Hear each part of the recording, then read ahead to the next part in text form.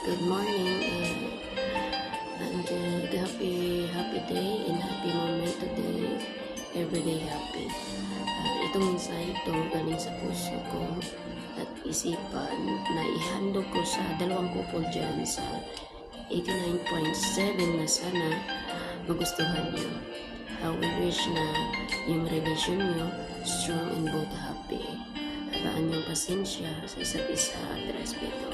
Lagi niyong isipin yung pagmamahal at pag-uunawa na intindihin yung bawat isa kung ano man ang pagkakamali. Ang mahalaga kayo nagkakaintindihan. Respetuhin niyo bawat desisyon o opinion ng isa't isa at makinig lagi. Laging handa umanawat umagapay sa isa't isa. Sana Melrose and Tanggol, both of you magiging happy.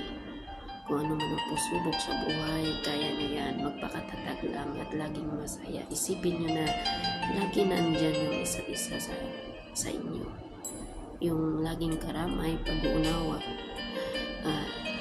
Ang masasabi ko lang, stay strong and be happy and make